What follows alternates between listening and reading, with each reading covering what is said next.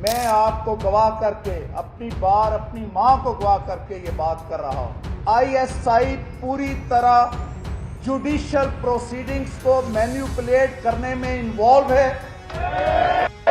پورا عدالتی نظام ایک لیڈر کی ماں پر کام کرتا ہے کہ بات یہاں تک پہنچ جائے کہ ججز کو تھریٹن کیا جائے یا انہیں ہراساں کیا جائے۔ تو جب نظام انصاف ہی کسی ادارے کے ماتحت ہو کر کام کرے گا تو پھر تو واقعی وہ جو ڈیموکریسی کی تابوت میں آخری کیل ٹھونکا جاتا ہے کہ اگر پاکستان کے جو انٹیلیجنس ادارے ہیں وہ ہمارے کام میں مداخلت کریں یا وہ بینچز کو تبدیل کریں یا پھر پریشرائز کر کے فیصلوں کو ہی تبدیل کرنے کی کوشش کریں تو ہم ججز کیا کریں؟ اور ججز کو جو ہے وہ بلیک میل کیا جا رہا ہے۔ پھر اسی خط میں لکھا گیا کہ وہ ڈپریشن میں بھی گئے اور اس صورتحال سے اس وقت کے جو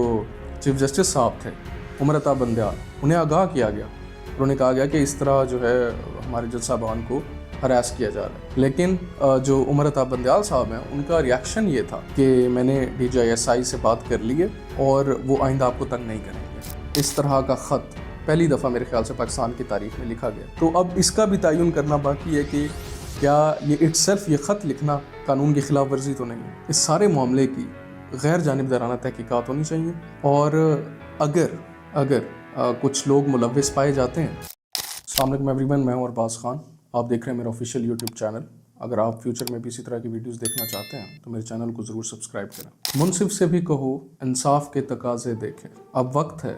وقت کے تقاضوں سے بغاوت کرنا۔ چیف جسٹس قاضی فائز عیسیٰ اور وزیر اعظم شہباز شریف صاحب کی ملاقات ہوئی۔ اس کے بعد جو ہے جسٹس قاضی فائز عیسیٰ نے باقی ججز سے ملاقات کی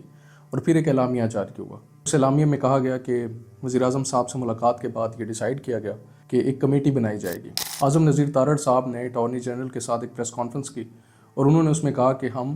جو ہے اس سارے معاملے کی تحقیقات کریں گے۔ معاملہ کیا تھا؟ معاملہ تھا 6 ججز نے جو خط لکھا ہے چیف جسٹس صاحب کو as head of Supreme Judicial Council. پہلے اس خط کے بارے میں تھوڑا سا ہم جان لیتے ہیں، پھر اس کے اوپر مزید تبصرہ کریں گے۔ خط جو ہے اس میں جو اس کی شروعات ہوتی ہے وہ اس طرح سے ہوتی ہے کہ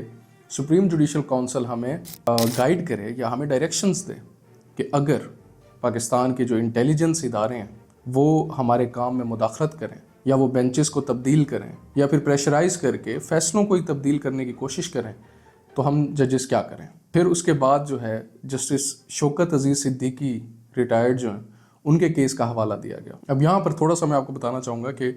2018 میں جسٹس شوکت عزیز صدیقی نے ایک تقریر کی تھی۔ انٹیلیجنس اداروں کا نام لیتے ہوئے جسٹس شوکت عزیز صدیقی نے کہا تھا، میں آپ کو گواہ کر کے اپنی بار اپنی ماں کو گواہ کر کے یہ بات کر رہا ہوں، آج کے اس دور میں آئی ایس آئی پوری طرح جوڈیشل پروسیڈنگز کو مینیپولیٹ کرنے میں انوالو ہے۔ اس کے علاوہ انہوں نے یہاں تک کہا تھا کہ جنرل قمر جاوید باجوہ اور آئی ایس آئی چیف جو ہیں وہ ایک کیمپین چلا رہے ہیں جسٹس شوکت عزیز صدیقی کے خلاف، جس میں وہ چاہتے ہیں کہ نواز شریف صاحب اور مریم نواز صاحبہ کا کوئی بھی کیس ان کی عدالت میں نہ لگے، یعنی کہ کسی بھی ایسے بینچ کا جسٹس شوکت عزیز صدیقی حصہ نہ ہو جس میں جو ہے نواز شریف یا مریم نواز صاحبہ کا کیس لگا ہو۔ تو اس وقت کے جو اسلام آباد ہائی کورٹ کے چیف جسٹس تھے انہیں فون کر کے یہ کہا گیا جسٹس شوکت عزیز صدیقی کے مطابق۔ اس کے بعد کیا ہوا؟ ان الزامات کی چھان بین کی بجائے وہ جو الزامات تھے ان کو بنیاد بنا کر سپریم جوڈیشل کونسل میں ایک ریفرنس جسٹس شوکت عزیز صدیقی کے خلاف جو ہے دائر کیا گیا اور انہیں اس میں سزا بھی ہوئی۔ اب جو ہے کافی عرصے بعد وہ کیس دوبارہ کھلا اور جسٹس شوکت عزیز صدیقی جو ہے انہیں 22 مارچ کو بری عظیمہ قرار دے دیا گیا اور کہا گیا کہ ان کے خلاف ظلم ہوا، اور اعزازاً جو ہے انہیں وہ جو سابقہ چیف جسٹس کا جو ٹائٹل ہے وہ بھی دے دیا گیا۔ تو اس فیصلے میں اس کیس کا ذکر بھی کیا گیا اور اسے بنیاد بنا کر کہا گیا کہ اس کیس کے بعد جو انٹیلیجنس ادارے ہیں ان کی مداخلت اور زیادہ بڑھ گئی ہے، یا مداخلت اس طرح سے کہ جو ہراسگی ہے یا انٹیمیڈیشن ہے انٹیلیجنس اداروں کے نمائندوں کی طرف سے مبینہ طور پر اس میں اضافہ ہو گیا اور ججز کو جو ہے وہ بلیک میل کیا جا رہا ہے۔ اب یہ سلسلہ یہاں سے شروع نہیں ہوا، یہ ایسا نہیں ہے کہ جسٹس قاضی فائز عیسیٰ کے زمانے سے شروع ہے۔ اس خط کے مطابق یہ سلسلہ جسٹس عمر عطا بندیال جو پچھلے چیف جسٹس تھے ان کے زمانے سے جاری ہے۔ اچھا، پھر خط میں ڈائریکٹلی الزام نہیں لگائے گئے، یعنی کہ ایک جگہ پر یہ کہا گیا کہ اگر انٹیلیجنس اداروں کے جو نمائندے ہیں وہ ملوث ہیں اس ہراسگی میں جو کہ جس کا ججز کو سامنا کرنا پڑ رہا ہے، تو سپریم جوڈیشل کونسل ہمیں بتائے کہ ان اداروں کے نمائندوں کو کس طرح انصاف کے کٹہرے میں لایا جائے. اب اتنے معصوم تو معزز جج صاحبان نہیں ہیں کہ انہیں اندازہ نہ ہو کہ اس طرح کے کیسز میں کیا سزائیں ہوتی ہیں, لیکن یہاں سے یہ چیز نظر آتی ہے کہ اس خط کا مقصد یہ نہیں تھا کہ ایکچولی انہیں انصاف کے کٹہرے میں لایا جائے, بلکہ چیف جسٹس صاحب جو قاضی فائز عیسیٰ صاحب ہیں, یہ سپریم جوڈیشل کاؤنسل کے تھرو لوگوں کے سامنے یہ چیز ظاہر کی جائے کہ آخر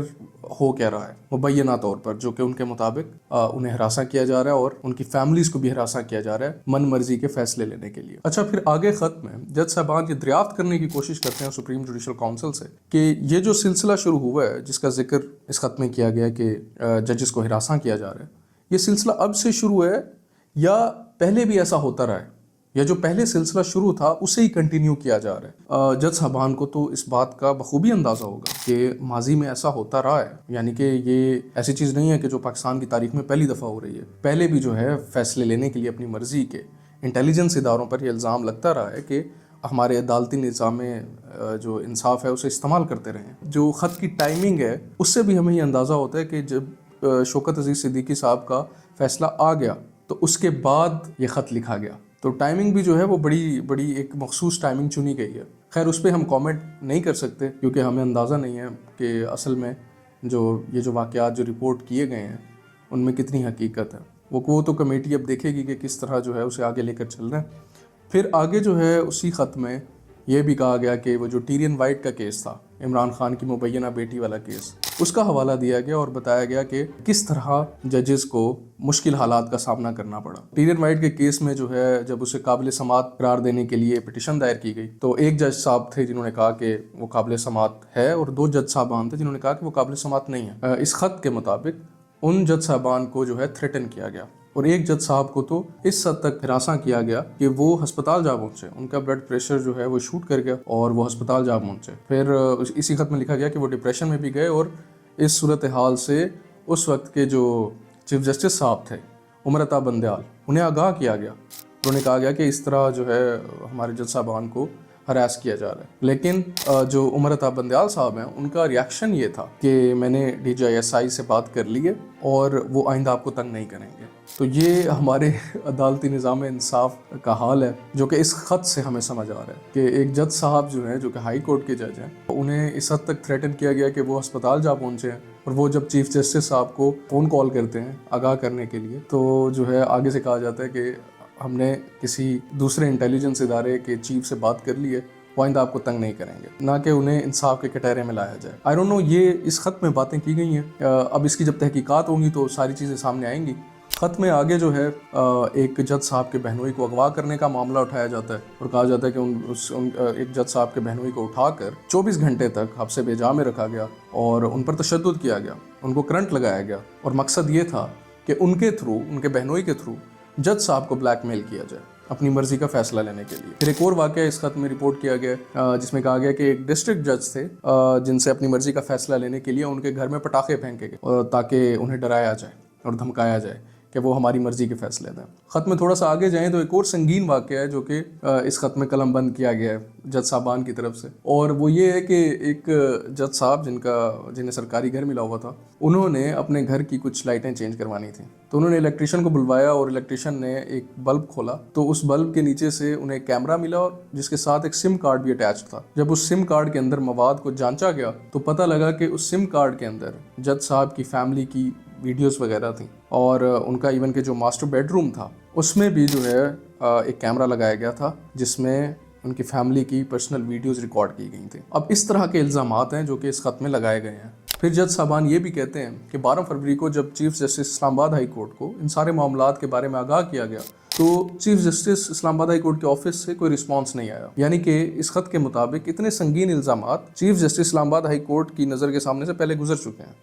لیکن انہوں نے اس پر رسپونڈ نہیں کیا. اب جو ہے وزیر اعظم صاحب اور قاضی فائز عیسیٰ نے ملاقات کی ہے اور انہوں نے ڈیسائیڈ کیا ہے کہ یہ جو کمیٹی بنائی ہے ہم نے اس کا مقصد یہ ہوگا کہ اس طرح کے سارے الزامات کی جانچ پڑتال کی جائے اور اس کے مطابق جو ذمہ داران ہیں انہیں سزائیں دی جائیں. اب پتہ نہیں سزا ملتی ہے یا نہیں, یا سزا کا تعین کیا ہوگا. اس طرح کا پہلا واقعہ ہے میرے خیال سے پاکستان کی تاریخ میں جو پیش آیا ہے, یا پہلا واقعہ ہو یا نہ ہو لیکن رپورٹ پہلی دفعہ ہوا ہے. یعنی کہ عدالت کے اندر سے اس طرح کا خط پہلی دفعہ میرے خیال سے پاکستان کی تاریخ میں لکھا گیا. تو اب اس کا بھی تعین کرنا باقی ہے کہ کیا یہ اٹ سیلف یہ خط لکھنا قانون کی خلاف ورزی تو نہیں ہے؟ پھر اگر خط کے کانٹینٹس پہ بات کی جائے تو بڑے سنگین الزامات ہیں. وزیر اعظم صاحب اور چیف جسٹس صاحب کا ملنا ایک اچھا اقدام ہے. کیوں؟ کیونکہ ہماری لیجسلیٹو اسمبلی اور ہماری عدالتیں ان کے لیے ضروری ہے کہ وہ اکٹھے مل کر اس سارے معاملے کی تحقیقات کریں. کیونکہ اس طرح اگر ادارے جو کہ اس خط میں بات کی گئی ہے ایک دوسرے کے معاملات میں اس طرح مداخلت کریں گے کہ بات یہاں تک پہنچ جائے کہ ججز کو تھریٹن کیا جائے یا انہیں ہراساں کیا جائے، تو جب نظام انصاف ہی کسی ادارے کے ماتحت ہو کر کام کرے گا تو پھر تو واقعی وہ جو ڈیموکریسی کی تابوت میں آخری کیل ٹھونکا جاتا ہے وہی حساب ہو جائے گا. اور ہم دیکھ رہے ہیں آج کل دنیا میں ایسے لیڈرز جو کہ ڈکٹیٹرشپ سٹائل آف گورنمنٹ کو زیادہ پسند کرتے ہیں، ان کے ہاں بھی عدالتی جو نظام ہے وہ اسی طرح ہے. پورا عدالتی نظام ایک لیڈر کی ماں پر کام کرتا ہے. یہ جو عرب سپرنگ آئی تھی اس میں بھی اسی طرح ہوتا تھا. یہ جو ڈکٹیٹرز تھے اپنی مرضی کے فیصلے کرتے تھے، اپوزیشن لیڈرز کو چن چن کر جو ہے جیلوں میں ڈالا گیا. پھر آگے کیا ہوا؟ ایک ہی دفعہ عوام کا سیلاب آتا ہے اور ان سب کو بہا کر لے جاتا ہے. اس کے علاوہ یہ جو خط ہے اس کی ٹائمنگ پہ بھی سوالات اٹھانا بہت ضروری ہے. جسٹس شوکت عزیز صدیقی کے ساتھ جب یہ سب معاملہ ہو رہا تھا اس وقت ان 6 ججز کو یاد کیوں نہیں آیا؟ معزز جج صاحبان ہیں، لیکن سوال تو اٹھتا ہے کہ اس وقت انہیں یاد کیوں نہیں آیا کہ یہ سب جو پچھلے جسٹس عمر عطا بندیال کے زمانے سے ہو رہا ہے اس وقت اس طرح کا خط کیوں نہیں لکھا گیا؟ جسٹس شوکت عزیز صدیقی کا فیصلہ آنے کے بعد ان جج صاحبان کے خطوط کا سامنے آنا وہ بھی کئی سوالات اٹھاتا ہے. پھر جو ہے اس میں جو کچھ باتیں کی گئی ہیں، مثلاً کیا یہ پالیسی پرسسٹنٹ ہے انٹیلیجنس اداروں کی طرف سے کہ وہ جج صاحبان کو جو وہ ہراساں کریں؟ پہلے ہو چکے پاکستان کی تاریخ میں ایسے پریسیڈنٹس موجود ہیں. بھٹو کے کیس میں جس کا فیصلہ ابھی آیا کیا کیا گیا؟ وہ جو جج صاحب ہیں جنہوں نے بھٹو کیس کا فیصلہ کیا تھا وہ ٹی وی پر مان چکے تھے، انہوں نے فیصلہ پریشر میں کیا. پھر جو ہے مولوی تمیز الدین کیس، مطلب کہ اگر نظریہ ضرورت کو اچھی طرح سمجھنا ہے کہ ہماری عدالتیں کس طرح اس کا شکار ہوتی ہیں تو مولوی تمیز الدین کیس ہمارے سامنے ہے. ایون کہ ابھی ہم ریسنٹلی اگر دیکھیں نواز شریف صاحب اور مریم نواز صاحبہ ان کے جو کیسز تھے اور جسٹس ثاقب نثار کی عدالت میں جس طرح ان کیسز کے فیصلے کیے گئے وہ بھی ان پر بھی کئی سوالات اٹھتے ہیں. الزام تو لگائے جاتے ہیں، نواز شریف کی طرف سے الزام لگایا گیا کہ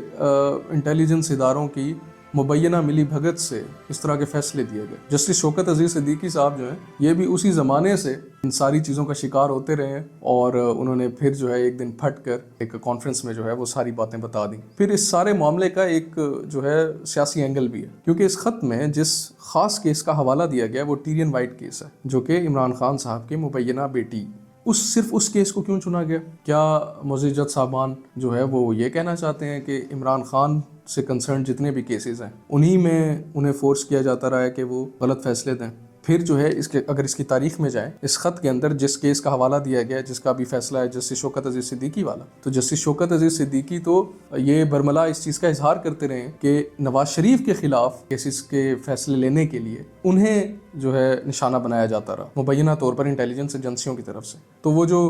چھری ہے وہ ہر طرف سے چلی ہے، صرف ایک سیاسی جماعت کو فائدہ دینے کے لیے نہیں بلکہ ان خطوط سے اور وہ جو جسٹس شوکت عزیز صدیقی والا معاملہ ہے وہاں سے ہمیں ظاہر ہوتا ہے کہ دونوں سیاسی پارٹیاں جو میجر سیاسی جماعتیں ہماری ان دونوں کے خلاف فیصلے لینے کے لیے مبینہ طور پر انٹیلیجنس ایجنسیاں جو ہیں وہ ان جج صاحبان کو فورس کرتی رہی ہیں. لیکن ان ساری چیزوں کے باوجود اب جو بال ہے وہ جسٹس قاضی فائز عیسیٰ صاحب کی کورٹ میں ہے. اگر وہی کام کرنا ہے جس طرح پہلے ہوتا رہے کہ کمیٹی بنا دی ہے جی اور وہ فیصلے دیتی رہے گی 6 مہینے سال بعد انہیں جو ہے ایک پریسیڈنٹ بنا کر پیش کیا جائے گا مستقبل کے فیصلوں میں، جیسا کہ ذوالفقار علی بھٹو کیس میں ہوا. پہلے تو اسے ڈیفینڈ کیا جاتا رہا عدالتوں کی طرف سے اور پھر 30 سال بعد 40 سال بعد جا کر کہا گیا کہ نہیں جی یہ فیصلہ غلط ہوا تھا. تو بات یہ ہے کہ اس سارے معاملے کی غیر جانبدارانہ تحقیقات ہونی چاہیے اور اگر